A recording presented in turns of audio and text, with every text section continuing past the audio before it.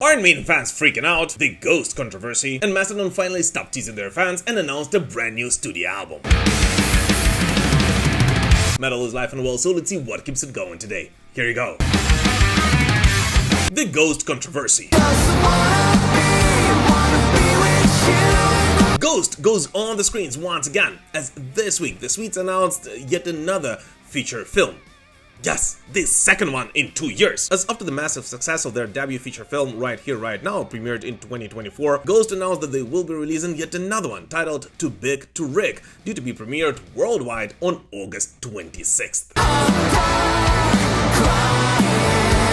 And so, this movie features footage from Ghost's 2 sold-out shows in Mexico City during the Skeletor, celebrating the end of this world tour that consisted of 70 shows across North America and Europe, which sounds pretty incredible for all the Ghost fans, if not for a little problem around its title, as some fans actually became rather outraged because of it, as some of them actually pointed out that it might be a diss on Trump's presidential campaign, with some even thinking about boycotting this film overall. But nevertheless, according to Ghost themselves, Too Big to Rig is a reference to the stage setup that was so elaborate and audacious that sometimes it wasn't even logistically viable and has nothing to do with politics. And you know what? I actually kind of believe them. And I kind of wish people would stop looking for conspiracies anywhere they can. Because yes, for all the Ghost fans, this film will be a perfect way to close the chapter of one of the biggest tours their favorite band has ever done in their career. Well, at least to date. Here guys, super quick, just have to point out that only a fraction of the people who watch my videos are actually subscribed to this channel. So if you're not one of those, and especially if this is not the first metal digest you're watching here, I would really, and I mean like really appreciate it if you would consider subscribing right now. Let's continue building this amazing heavy metal community together. William Shatner goes all in. Spirits of the burning sky. The legendary Star Trek star.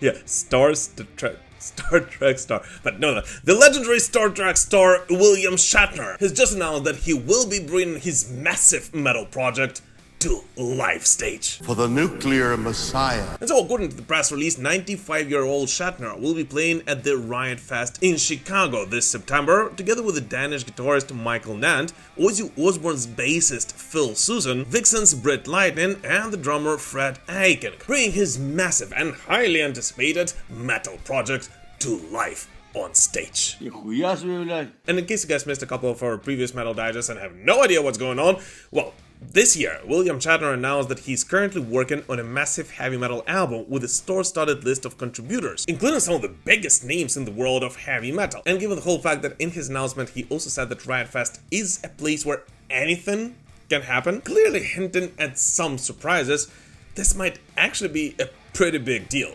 Because I'm just going to remind you that among the people with whom William is collaborating on this album are Rob Halford of Judas Priest and Mickey D of Motorhead, among many, and I mean like many other stars. So if any of those will be actually joining William on stage for that performance, well, that will definitely be a concert to remember. Iron Man lives again! And here guys, as always, a huge shout out to all my patrons and all of the YouTube channel members. Guys, it is thanks to you and thanks to everyone who purchases Metal Booker merch, I am able to release these videos for you amidst all the craziness of living in Ukraine. So thank you guys from the bottom of my heart, and just know that an early access to an exclusive backstage interview with Within Temptation and soon a couple of other bands is already available to all of you. So definitely not miss it, or if you would like to join our incredible communities, please do so via the links in the description to this video. Ha ha ha ha! Mastodon's new album. American metal legends Mastodon finally stopped teasing their fans and announced their brand new studio record. And so the new Mastodon album will be titled Marrow Deep and will see the light of day on August 28th via Loma Vista Recordings, and will of course be the band's first ever record without their longtime guitarist Brent Hines, who left the band last year and was killed in a road accident shortly after that. And to finally celebrate the announcement of their new record, Mastodon also dropped their brand new single off of it, the second one actually, the Marrow Deep, that also features the Queens of the Stone Age vocalist John Holm as a special guest, marking Holm's second collaboration with Mastodon after being a guest vocalist on the Colony of Birchmen from their 2006 album Blood Mountain. And here's the thing, I don't know about you, but I freaking loved that song.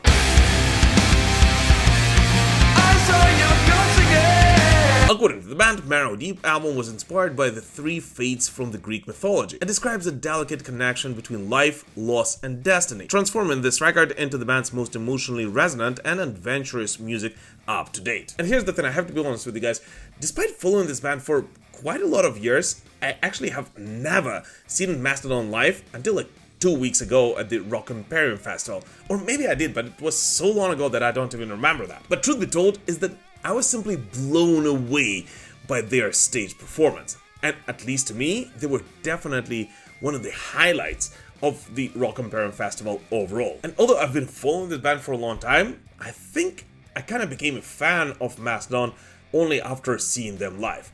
So yeah, if you ask me, I'm more than excited about their new studio output to be released in just over a month. And I actually have a feeling that it is going to be a banger. Twisted Sister's Alter Ego.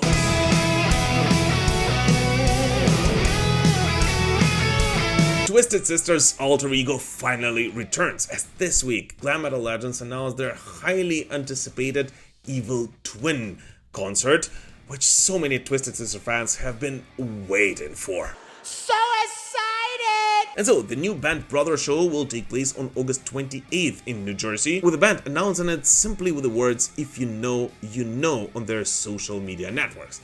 And of course, all of the die-hard Twisted Sister fans knew.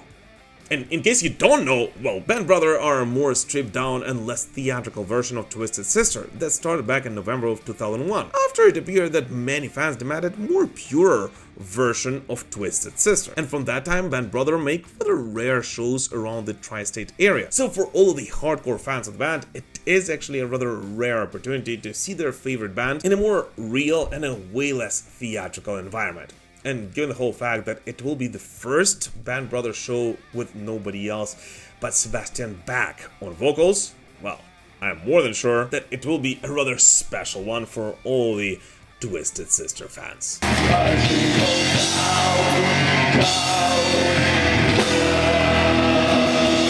And now the time has come for your favorite part of the video, so let's take a look at 5 latest metal releases from this week, which although did not get their own segments in this video, are still definitely worthy of your attention. Marilyn Manson released Front Toward Enemy, the second single from his upcoming album One Assassination Under God Chapter 2. The track was originally recorded during the sessions for the first chapter, but was revisited and completed for the new album. Its release offers another glimpse into the continuation of the two-part concept Manson began in 2024. In this moment released Crawl and announced their 9th studio album Witch, due on August 28th via Better Noise Music. Frontwoman Maria Brink described the album as a declaration of inner transformation, turning pain, persecution, and struggle into strength, while calling Crawl a reckoning for those who abuse power. Left to Die released in Native Mortis, the band's debut full-length album via Reaper Entertainment. Featuring former Death members Rick Ross and Terry Butler, the record combines newly written material with the spirit of the classic Florida death metal scene that inspired the project. The band has described the album as a natural evolution of a project that began as a tribute to Death's early years before developing its own identity. Angels fear, angels burn. Motionless in White released Decade, celebrating the band's 20th anniversary. Co-produced by Drew Folk and Justin J.D. Deblick, the album was conceived as a work that blends the band's past, present, and future into a single record while preserving the emotional and theatrical identity that has defined Motionless in White since the beginning. Go! Tesla released Homage via Frontiers Music SRL, paying tribute to the artists who shaped the band's musical identity. Rather than simply recreating classic songs, Tesla approached each track as an opportunity to reinterpret the music through their own style while showcasing the band's dynamics and Jeff Kith's vocal versatility. Let it rain. A Loss of a Legend. A Another tragic loss in the world of metal. Mike Browning, the mastermind of Nocturnus and the founding member of Morbid Angel, passed away on July 12th, being just 62 years old. Most death metal fans, of course, do know Mike Browning as a founding member of Morbid Angel. And although with Morbid Angel, Browning played for less than 2 years and recorded the Abominations of Desolation album demo that was released in 1991, only 5 years after Mike's departure in 1986, he still was able to leave an enormous mark on one of the most influential bands in the world of death metal. Yet the biggest recognition in the world of extreme metal, Browning was able to obtain with his own band titled Nocturnus, where he became one of the few drummers-vocalists in death metal, and overall this band became one of the first truly death metal bands, known for its full-fledged usage of keyboards in the genre, and the first band which combined death metal with science fiction. With their first and second albums, The Key released in 1990 and Thresholds in 1992, often cited as one of the first progressive death metal albums ever released. Aside from Nocturnus and its reload Nocturnus AD, Mike Browning was also part of Atron, one of the fathers of United States black metal, and it was together with them with whom he also recorded 2 albums, Black Stalionis in 1994 and Hail Victory in 1995, both of which are also cited as some of the most important USBM releases ever. So yeah, whether you're a fan of extreme metal or not, it doesn't even matter. On behalf of all the metal pilgrims around the world, we just want to issue our condolences to friends and family of the legendary Mike Browning and thank him for the enormous input he had on the development of extreme metal. Walls of Jericho return! American metalcore band Walls of Jericho have finally announced their brand new studio record, titled System Error Humanity, due to be released on November 13th this year. According to Walls of Jericho's frontman Candace Buckingham, the System Error Humanity is the band's most aggressive record to date. On it, the band wanted to capture the vibe of their live shows rather than chase perfection, and its core is about reclaiming attention, owning your choices, and becoming who you were before the world told you who to be. This brand new album also features a bunch of pretty cool collaborations, including the one with nobody else but Lamb of God's Randy Blythe, and the first taste of it is actually already available to all the fans of this band, with the single The Ascent being out simultaneously with the album announcement, and which once again proves why this band is actually considered to be one of the stalwarts of this genre. I climb to feel from somewhere new! The Motley Crue scandal. Surprise, surprise! Yet another new or not so new controversy surrounding Motley Crue, as this week rock and roll legends once again sparked quite a discussion online after an alleged use of pre-recorded vocals on their live concerts. So, in one of the videos that was published on TikTok, the Crue's frontman Vince Neil can be seen lowering his microphone while the vocals continue uninterrupted. And this footage, of course, sparked quite a discussion online, with some fans being rather frustrated about paying for a live show that actually relies heavily on pre-recorded backing tracks, and others, of course, defending the band, stating that nowadays pretty much every major act does utilize backing tracks to ensure an uninterrupted performance for their die-hard fans. And in honesty, I have the weirdest deja vu reading this news right now. No, seriously, haven't we discussed exactly the same thing like half a year ago? And then before that, another half a year ago. And at this point, I even have no idea why the flip it even makes the headlines. Because, let's be honest here, I actually think that pretty much no one cares about it. No, seriously, if this is a big deal for you, then there's a very high chance that you're not a fan who's going to see Motley Crue live. And you wouldn't either way. And if you don't care about it after a gazillion previous scandals and actual legal disputes regarding this, well, this little clip definitely will not change your mind either. So come on, guys. By now, I think pretty much everyone should have already picked their side, and this definitely would not be a surprise for either of those camps. right? Oh, yes, I respect that. But by the way, guys, what do you personally think? I mean, do you think it is okay for major legacy acts like Motley Crue, for example, to be utilized in backing tracks simply to ensure the quality of a performance? Or do you think it is kind of cheating and misleading for their fans? Please let us know in the comments. I'm actually really curious to find out what you personally think. And what would you think if your personal favorite band would be doing that? No! Quiet Riot's lineup changes. A new era for Quiet Riot. American metal legends parted ways with their longtime vocalist Jizzy Pearl, who performed together with them for over 10 years. According to Jizzy's message on social media networks, he moves to new creative pursuits, but will continue to fulfill all scheduled dates according to his contractual obligations, which in my opinion sounds like super freaking dry. But nevertheless, in response, Quiet Riot themselves stated that they will not be slowing down and are already looking for a new vocalist, preferably somewhere in North America, to start working with them next year, and assured that all of the shows scheduled will go on as planned. And here's the thing, Jizzy's ride at Quiet Riot was actually quite a roller coaster, as he first joined Quiet Riot in 2013, released an album Quiet Riot 10 together with the band in 2014, and left the band 2 years later in 2016, and just 3 years later rejoined Quiet Riot once again in 2019, released a non-album single I Can't Hold On in 2022, and since then became a part of their live crew. And that's about it. But nevertheless, it is actually still a pretty big hit for all the Quiet Riot fans who were anticipating new material from their favorite band. As now, who freaking knows when and if Quiet Riot will ever release it. Iron Maiden fans freak out. And now on to what probably is the most controversial piece of Iron Maiden news in quite a long time. Even though at this point, all the things people are panicking about actually have not happened. But in case you guys missed our previous video, well, this week Iron Maiden have officially entered into a major partnership with Pophouse Entertainment, a Swedish company known as the founding investor behind ABBA Voyage, and also the company now working with Kiss on the future of their catalog, image, and digital avatars, with Pophouse acquiring a reported 50% of Iron Maiden's publishing and master rights catalog, as well as rights connected to the band's name, image, and the likeness. So basically, Eddie.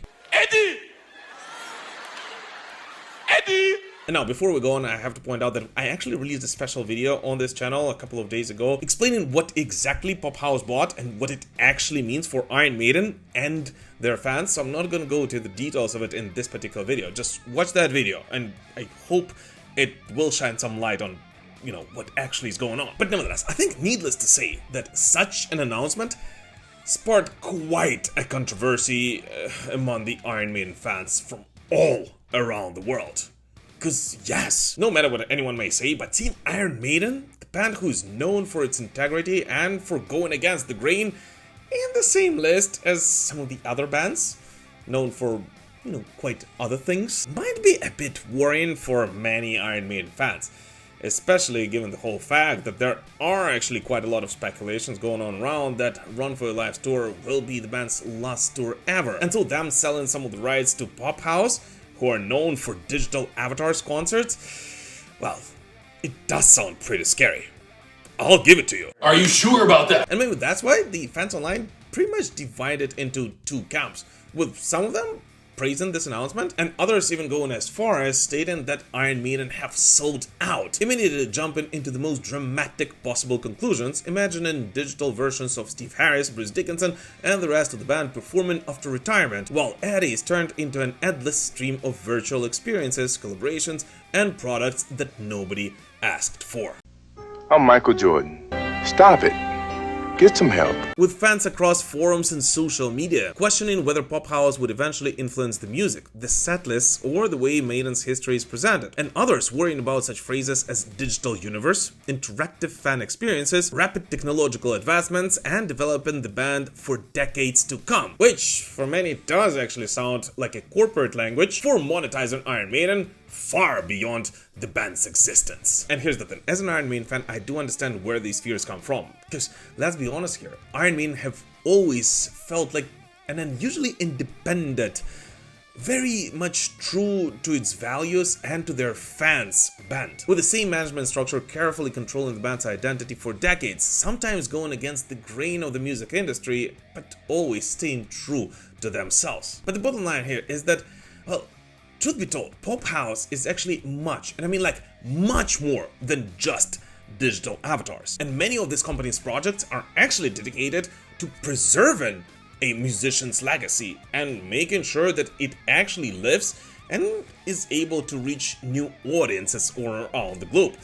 And let's be honest here, for a band at its 51st year of existence, reaching new, younger crowds through the means of digital whatever does not actually sound like a bad idea, right? And even more so, for the past year or so, Pophouse has actually already been working together with Iron Maiden, developing the Infinite Dreams Museum experience at AdFest, which attracted enormous queues throughout the day, and saving Iron Maiden's live DVD after a Paris blackout disaster. Which, let's be honest here, both of those things were pretty awesome for all of us old school Iron Maiden fans. Oh my god, I can't wait! So the bottom line of this message is just to say that it is way, and I mean like way too early to be freaking out for anyone who's heard these news. And there's definitely not enough evidence for anyone to be stating that Iron Maiden have sold out. Because let's be honest here, first of all, well, Iron Maiden is a business and it's absolutely okay. Just like, spoiler alert, any other major metal band. And secondly, and most importantly, well, I'm actually more than sure that Steve Harris, Rod Smallwood, and the rest of the Iron Maiden crew know exactly what their loyal, diehard fan base, which is the core of their business, would and would not accept. So worrying about Iron Maiden turning themselves into digital avatars today in 2026, while they still are hopefully pretty far from hanging their instruments, is definitely not something I personally am going to do. If anything, I actually feel like this deal might allow Iron Maiden a bit more of creative freedom and not worry about finances, but instead concentrate on something they actually want to do and celebrate their incredible legacy, which, let's be honest here, we all hope they will continue doing after a short break in 2027. So come on guys, relax and let's just see what this leads to, because I actually have a pretty good feeling about it. Eddie, what have you done for me lately? But anyways, what new music did you listen to this week? Please let us know in the comments. As always, thank you so much for watching this video, guys. Please don't forget to like it, comment under it, spread the word about this channel, and subscribe to it, of course. And of course, join our communities on Instagram, X, Threads, Discord, Facebook, and anywhere else you can post content these days. I actually post quite different content on all the different social media platforms. But most importantly, thank you so much for all your support, and we will prevail. Slava Ukraini!